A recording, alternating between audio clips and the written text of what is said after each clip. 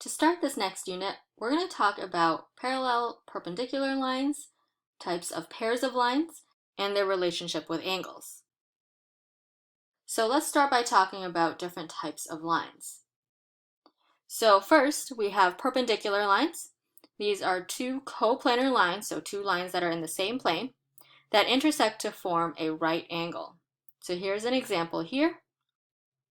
We would say that line L is perpendicular to line M, and we have what looks like an upside down T to show that those two lines are perpendicular to each other. Next, we have parallel lines. So these are two coplanar lines that do not intersect. So two lines in the same plane that don't intersect. Next, we have skew lines, and these are two non-coplanar lines that do not intersect. And then we have parallel planes, and these are two planes that do not intersect.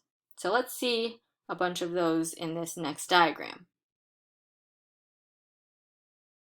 All right, so here we have line M and N. Those two are parallel lines. They are in the same plane. They're both in plane T, and they do not intersect. And then we have lines M and K. We would say those are skew lines because they are not in the same plane, and they also do not intersect. We would say planes T and U are parallel planes, and to represent parallel, we simply write two lines right next to each other. And then lines K and N are intersecting lines, and there is a plane that isn't shown that contains both of them. All right, example 1, identify relationships in space. Think of each segment in the figure as part of a line. Which lines or planes in the figure appear to fit the description? All right, so the first one, lines parallel to line CD and containing point A. Okay, so we look for point A, and we want to find a line that's parallel to line CD that also contains point A, and that would be line AB.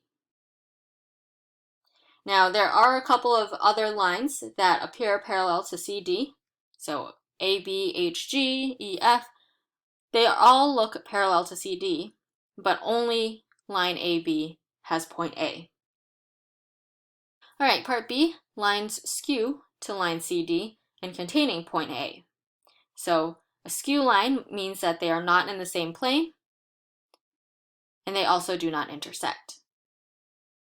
So looking at line CD and looking at point A, it looks like we have, well, we know AB is in the same plane, so it can't be that. So we could have AH as a possibility. We could also have AG as a possibility as well. So both AG and AH are skew to line CD and contain point A. All right, next, lines perpendicular to CD and containing point A. All right, so we see line CD, and we're trying to find a line that's perpendicular to CD. It looks like AD would do that, BC would do that, ED, FC, all of those are all perpendicular to line CD, but we need the one that contains point A, so that looks like that would be AD. All right, planes parallel to plane EFG and containing point A. So EFG, meaning the plane there that's on the bottom, and we need a plane that's parallel to that plane that also contains point A. So it looks like the top of this cube, that would be parallel to plane EFG, and also contains point A. So now we can call this plane ABC. You could also call it BCD, ACD, as long as you have 3 points that are within that plane. So plane ABC appears parallel to plane EFG and also contains point A. All right, we have two postulates to go over. Remember that postulates are these facts that are known and don't require any proof. So we have two of them today. First is the parallel postulate. So this says that if there is a line and a point that's not on the line, then there is exactly one line through the point that is parallel to the given line. So here, for example, if you have line L and you have point P, this postulate says there is only one line that you can draw that will be parallel to line L and also go through point P.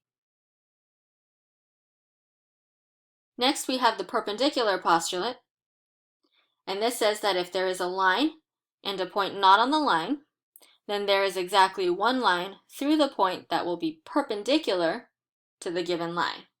So the setup is the same as the one before, just this time, instead of trying to find a line that's parallel to line L, we're trying to find a line that's perpendicular to line L. So given line L and point P, there's only one line that you can draw that will be going through point P and also perpendicular to line L. All right, example 2. The given line markings show how the roads are related to one another. Name a pair of parallel lines. Okay, so here we can actually see, if you look closely, that it looks like this line MD has two little arrows on it, and this line FE also has two little triangles in it. So that indicates that those two are parallel. So we can say that MD, line MD, is parallel to line FE. Okay, next, name a pair of perpendicular lines.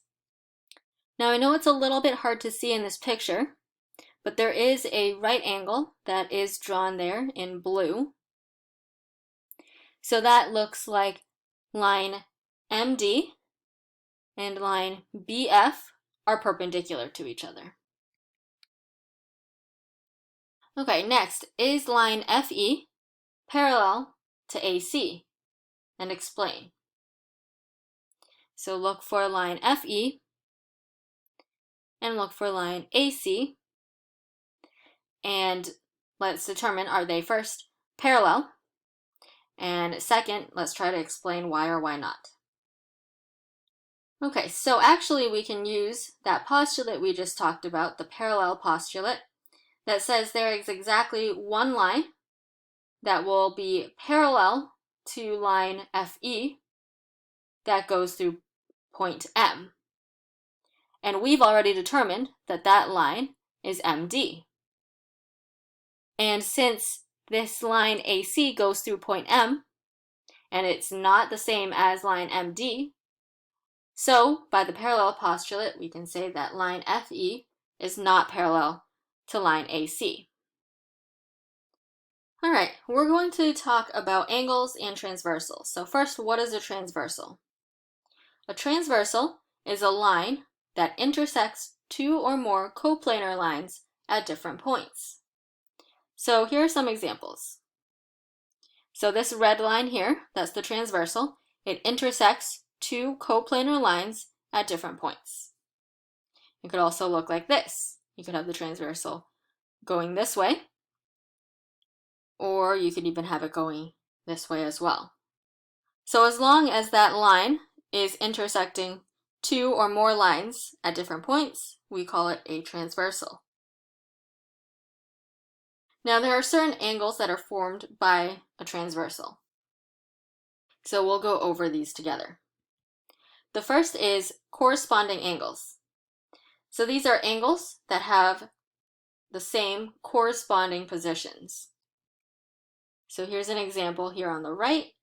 We would say angle 2 and angle 6 are corresponding angles because they have the same corresponding position. So we would say line T is your transversal, and both angle 2 and angle 6 are to the upper right corner of the intersection points.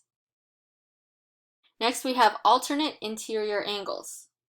So as the name suggests, These are angles that are between the two lines, so they're on the interior of the two lines, and they are on opposite sides or alternate sides of the transversal. So here is your transversal T going through two lines, and the interior angles are the ones that are between those two lines, and alternate interior angles means they are angles that are on opposite sides or alternate sides of the transversal T. So angle 4 and 5 are both on the inside and they are on alternate sides of the transversal. Next, we have alternate exterior angles. So as the name suggests, these are angles that lie on the outside of the two lines and are on opposite or alternate sides of the transversal. So for example, here we have the transversal going through those two lines. Outside of those two lines, those are exterior angles. And then alternate exterior angles means that they have to be on alternate sides of T. So angle 1 and 8 are alternate exterior angles. Next, we have consecutive interior angles.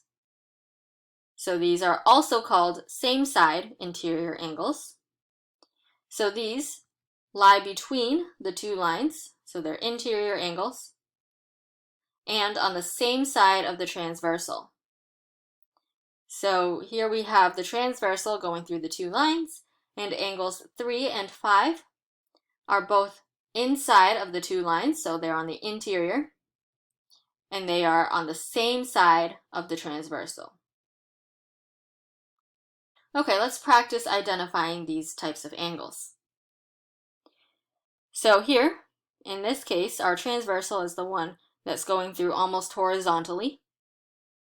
And then our two lines going up and down, those are the two lines that the transversal goes through.